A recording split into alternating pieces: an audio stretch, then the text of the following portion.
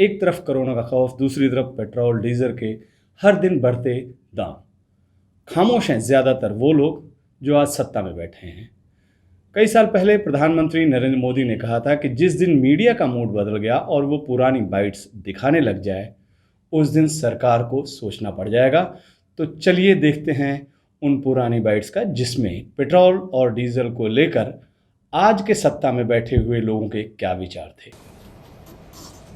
इन्हीं के कालखंड में महंगाई कहां से कहां पहुंच गई। एक तरफ जीडीपी का गिरना, दूसरी तरफ इन्फ्लेशन का बढ़ना।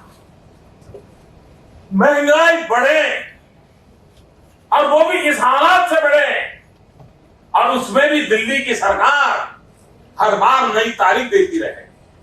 आपने सुना होगा, एक साल पहले हर 3-4 महीने के बाद प्रधानमंत्री की डेट देते थे, फलानी तारीख के बाद महंगाई कम हो जाएगी, फसल के बाद महंगाई कम हो जाएगी, बजट के बाद महंगाई कम हो जाएगी, दिवाली के बाद महंगाई कम हो जाएगी।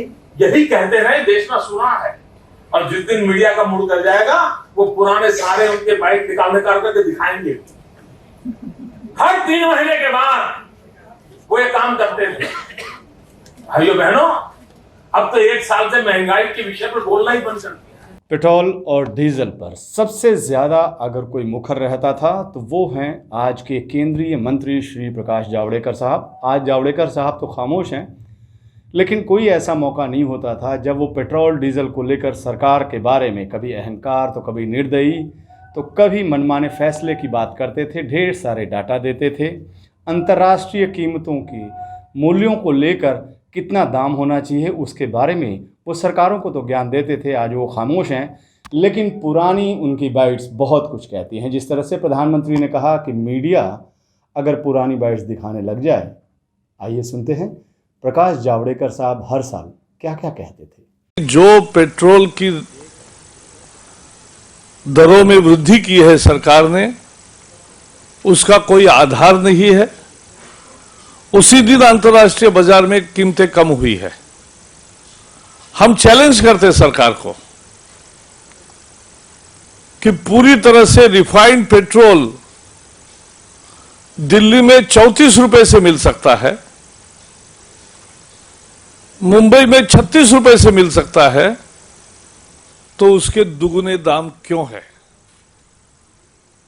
ये लूट है और तुरंत ये कीमतें जो बढ़ाई है वो वापस लेनी चाहिए। लोगों को कितना लूटोगे और एक क्षेत्र से कितना वसूलोगे? पेट्रोल के दाम इस साल में आप पहले 8 महीने में 25% बढ़े हैं। 60 रुपए थे जनवरी में, आज 80 रुपए हो गए। तो ये 20 रुपए की बढ़ोतरी 8 महीने में, ये बहुत बेहद ज्यादा है, अन्याय है। और सरकार का ये तर्क कि दुनिया में बढ़ा है, ये गलत है।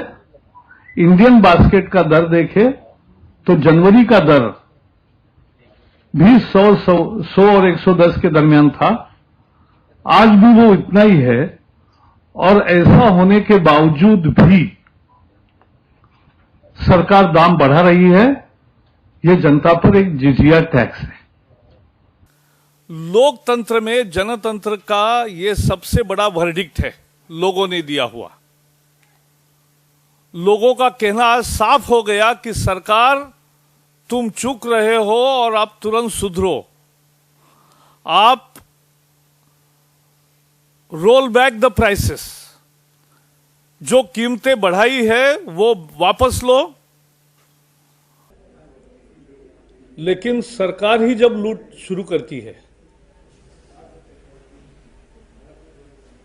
तब उसे क्या कहे? पेट्रोल में 1 महीने में 5.5 रुपए की बढ़त करना 2 किस्तों में, ये लूट नहीं तो क्या है? उसे दिन दहाड़े डाका ही कह सकते हैं। आपातकाल, आगाह, सड़क से संसद, परेशानी जैसे शब्द सैयद शहनवाज हुसैन हमेशा अपने प्रेस कॉन्फ्रेंस में जिक्र करते थे। पेट्रोल और डीजल के दामों को लेकर सैयद शहनवाज हुसैन काफ़ी तेज़ तर्रारी से सरकार पर आक्रमण करते थे। आज वो बिहार में मंत्री हैं, लेकिन खामोश हैं। सैयद शहनवाज हुसैन क्या बोलते थे उनको भी सुनते हैं, क्योंकि मीडिया अगर पुरानी बाइट्स दिखाने लग जाए तो।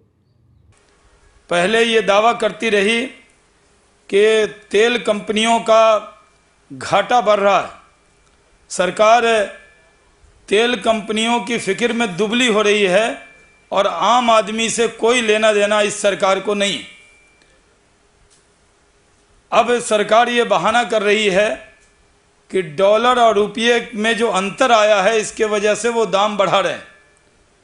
सरकार को ये भी जवाब देना पड़ेगा कि जब तेल के दाम बढ़ते हैं, पेट्रोल के दाम बढ़ते हैं, तो उससे सरकार दाम बढ़ाने के पर एक्साइज ड्यूटी में मुनाफा भी कमाती, तो दाम बढ़ाने की आड़ में आम आदमी पर जिस तरह का बोझ सरकार डाल रही है, इस सरकार को कोई नैतिक अधिकार नहीं है आम आदमी की बात करने का।